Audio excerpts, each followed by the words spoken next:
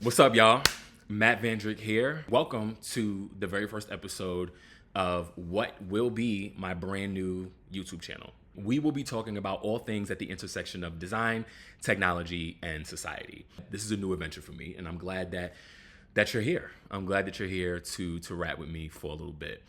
Since this is an introductory episode, I figured I would take some time to go into depth about what you could expect from the channel and the types of things that we'll be talking about. I also want to go into a little bit about me. You know, I'm new here, and I want you guys to understand who I am personally and professionally and how that impacts the point of view that I have.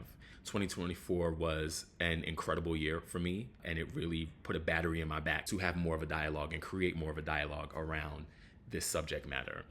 So let's get into it. So, a YouTube channel at the intersection of design, technology, and society. Why, you may ask?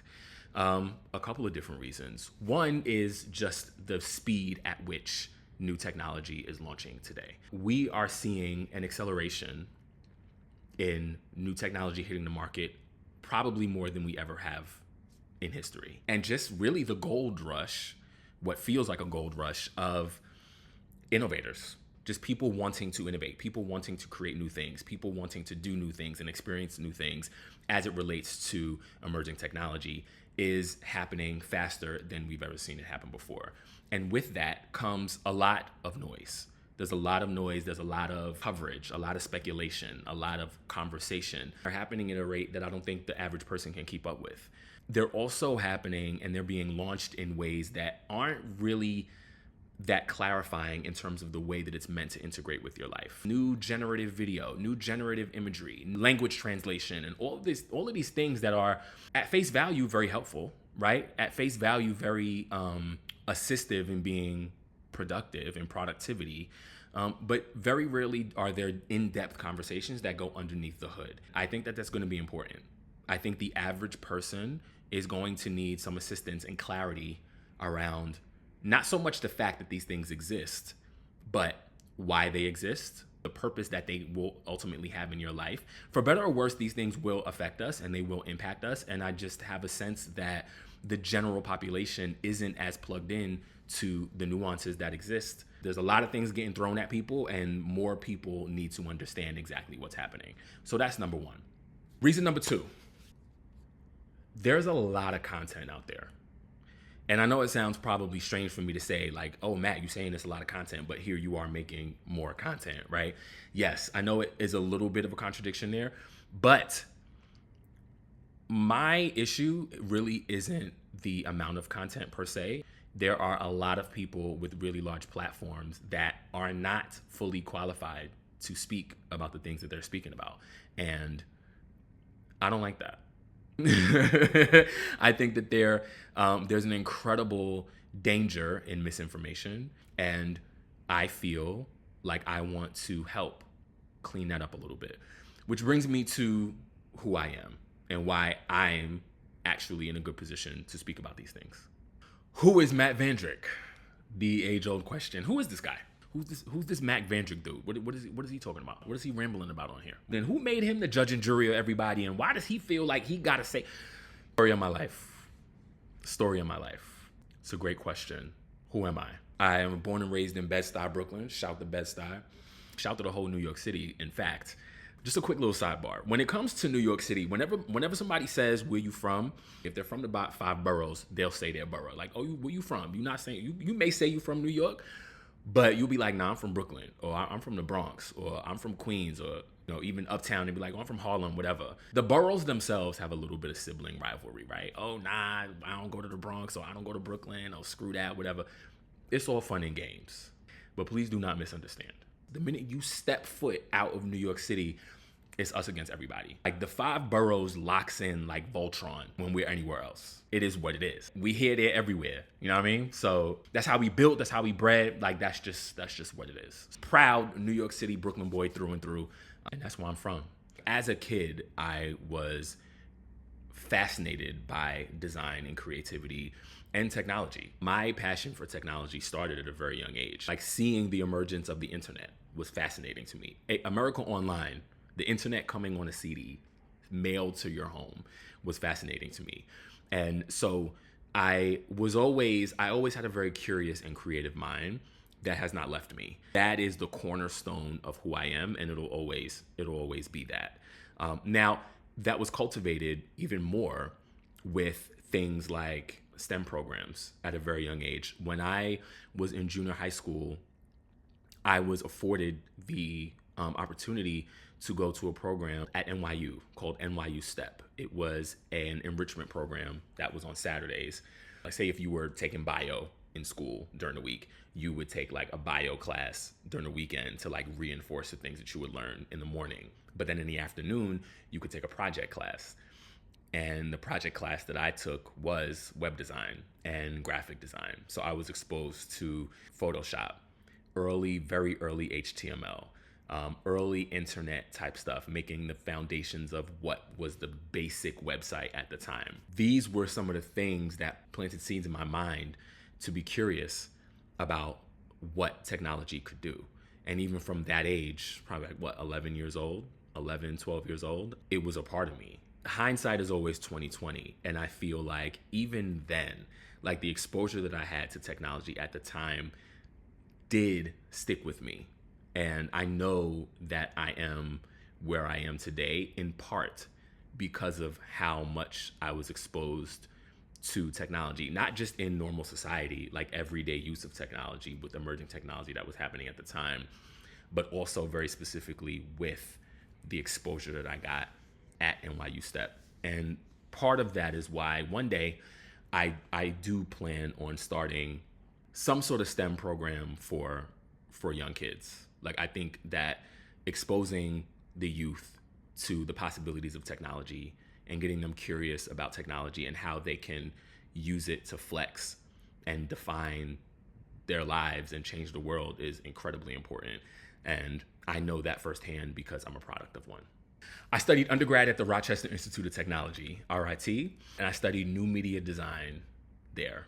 And this was the new media program at RIT was at the time was one of the few in the country that had such a rich and robust curriculum that was really preparing students for the emerging world. I came out of school. I was a web designer. I was doing web design, motion graphics at IMG, which is a media company. They also own IMG Models. They used to sponsor Fashion Week. So I was there like at the height of like Bryant Park Fashion Week. I was doing a lot of sports accounts, a lot of fashion accounts, production work for TV shows and web shows. Like it really did run the gamut, and it was a great time. I learned a lot there. After that, I was in agency world for just a stint. I was in Tribal DDB, a smaller arm of Tribal DDB called the MobileBehavior, which was at the very beginning of what became the world. Like, this was probably like around maybe the first or second iPhone had come out. And these were people that were really, really passionate about understanding human behavior and how mobile devices were going to shift human behavior. It was way ahead of its time because everything that I learned there and that we talked about there ended up coming to fruition in ways that like it might as well have been a crystal ball. It was nuts. So shout to the whole team at MobileBehavior because like we were just on different shit at the time. Then I went to Gilt Groupe. Gilt Groupe was a time. If anyone remembers Gilt, they were the New York tech fashion startup darling, 2009, 2010-ish time. They pioneered the flash sale. So they came way before Groupon and all that stuff like that. Every day at noon, you could go online and buy designer goods at a discount. And it was pure mayhem every day at noon. And the folks that was around during that time know how much of a big deal Gilt Groupe was. That was a time in the culture where web design was transitioning into true user experience design. UX as a discipline was emerging at this time. Even product design, product thinking was emerging at the time, making sure that you were leaning into analytics to make decisions, understanding how to get people to complete a journey, understanding user journeys, defining them, what they even meant. Like that, this was that time. And so I learned a lot and really had to really shape myself and sharpen my skills during the time that I was at Gilt. It was e-commerce. It was fast-paced. It was a startup environment. It was aggressive. It was gritty, but it was also polished and high fashion and super creative. And it was a really, really good time. And honestly, what I love about startups is everyone there, like people that excel at startups are by default, like in their spirit, the majority of them are change makers. The majority of them are people that want to innovate and want to change the world. My network coming out of Gilt Groupe, like everybody, all of the Gilt Groupe alumni that I know went on to do incredible things. And that is not an exaggeration. I can't think of a single person that I worked with there that did not put their fingerprint on the world in their own way after they left there. And it's incredible to see. It's incredible to watch. And I'm very, very proud of the time that I spent there and the things that I learned there and the people that I had the pleasure of working with and still remain in touch with to this day. There's mad love for my Gilt Groupe alumni. Word. Then we really kicked it up a notch. Like after Gilt, I went to Marvel Entertainment. Yes, Marvel superheroes. At that point, that's when I felt like I had really made it. I was like, okay, I'm in the big leagues now. You know, growing up as a kid, obviously, you know, 90s kid, everybody loved X-Men. X-Men was my favorite cartoon. I love superheroes. I love just everything about it. It was almost like a dream come true to work there at the time. Big deal. Big blockbuster, crazy budget movies, working with the best in the business, the best storytellers, just incredible talent. And then I ended up getting promoted to art director, where I led the design team that created a lot of the digital products. The digital products that came out of Marvel, we did Marvel.com, Marvel Unlimited, which was the subscription service app. Just some really cool, really dope things. And it exposed me to a side of the business that I had not been exposed to before. Prior, I was in agency, and then I was at e-commerce at Gilt. But Marvel was pure media, entertainment, big budget, ad dollars, like all of that type of stuff. And being able to build things that resonated with fans, because comic book fans are a completely different breed. They are tried and true. They know what they want. They know what they like. They know what they don't want. They know what they don't like. They will let you know what they don't like. Being in a design position where you're making things for the fans, you're making things for the end user, and being able to tap that much into the culture in order to understand whether or not we were delivering things that matter to them was priceless in retrospect. Then I jumped into the beauty industry. I had the honor and privilege of working at the number one beauty tech brand in the world, L'Oreal. Extremely large, huge, very successful beauty conglomerate that owns most of the beauty brands that you know and love. I was in the luxury division. I started out on the e-com team supporting Yves Saint Laurent Beauty and Giorgio Armani Beauty, which was great. There are two brands that I still love. I loved them at the time. I love them now. My time at L'Oreal was transformative for me because it was the first time that I was designing products for an audience that I wasn't somehow a part of. So when I was at Marvel, like I like comic books. I watched the movies. I was into superheroes. So designing for that wasn't foreign to me. Even at Gilt, like e-commerce, I shop online. I wanted to make e-commerce easier for people and more delightful and more fun and more provocative and interesting and creative. So even that, there was a connection that I had as a user. Like I was able to put my user hat on.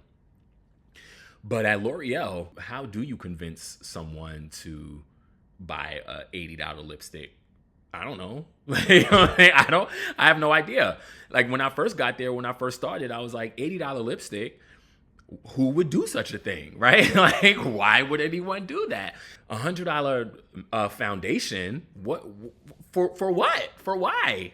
Was the energy over time as I learned more and more about the products and what they did, and it expanded my mind and really got into what it took to not only create but market and sell high-end beauty goods. Completely different world, and a lot of fun.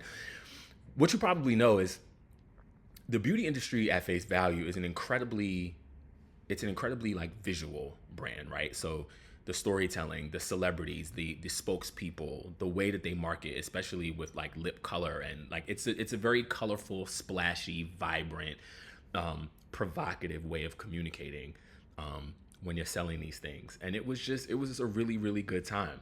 Spent some time at YSL and Armani, and then I switched over to Kiehl's, which exposed me to all of the nuances of skincare and how to sell skincare products. So, ingredient stories, understanding a skincare regimen, going from, cleanse to tone to serums to it's just like, it was fascinating. And it was something that I really enjoyed. It was fun to learn. It was fun to watch. It was fun to understand the nuances of how you sell these things. And it really did expose me to yet another facet of the industry. There were seeds that were planted during the time that I was at L'Oreal that I was able to take with me. It was a really, really good time.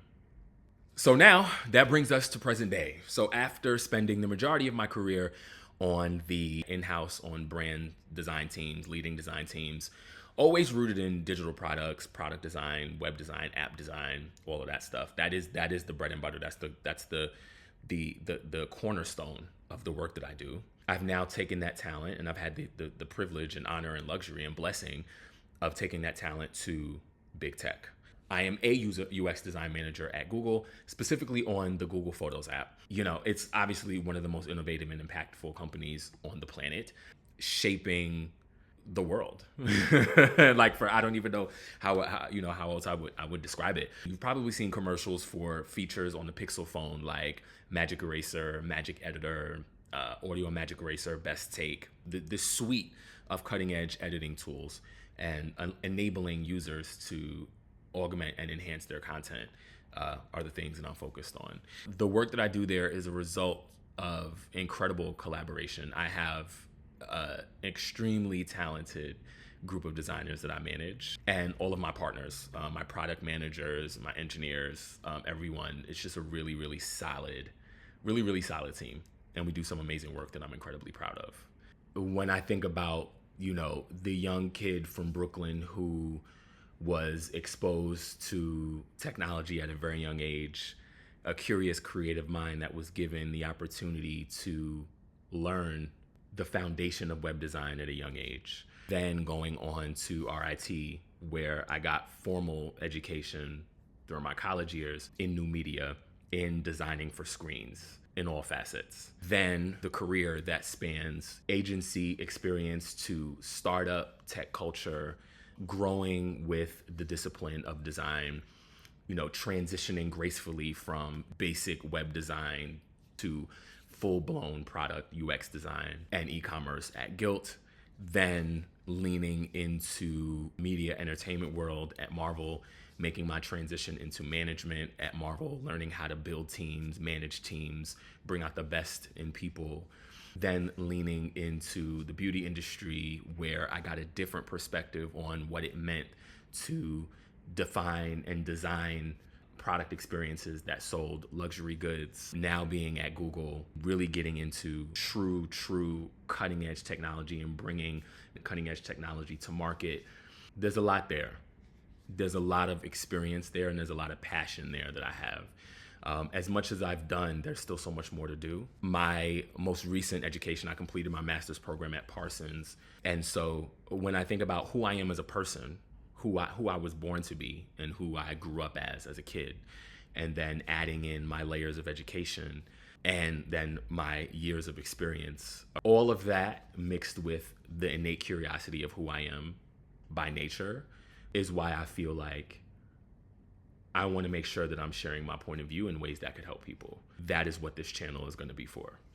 This is about people that are curious, because I'm curious. So what we're going to do is we're going to learn together. I'm always going to ask provocative questions. I'm always going to peel back the layers of headlines that we see and really explain the nuances and the detail about not just, new technologies that are hitting the market, but what are the things about them that I want the average person to know? What are the things about the way the world is going from a design and technology perspective that I think is important for the average person to be aware of? What are the things that are left unsaid? Let's create a dialogue together. If you are curious about those things, then this is the place for you. This channel won't be about having all the answers. This is really a channel for asking the questions that no one else is asking, that they should be asking, and getting to the answers to those questions that I want everybody to know, and that I know that you guys are probably interested and curious about knowing. Sometimes you may be even exposed to things on this channel that you probably may not even have been thinking about yet, but I want you to think about them, and so I'm going to tell you about them. And I'm going to frame them in a way that is easy to understand and perfect for the non-tech person. So if you're ready to dive into the whys and the hows and the what ifs of technology as it stands today and everything that is to come, then you are absolutely in the right place, and I can't wait to get started.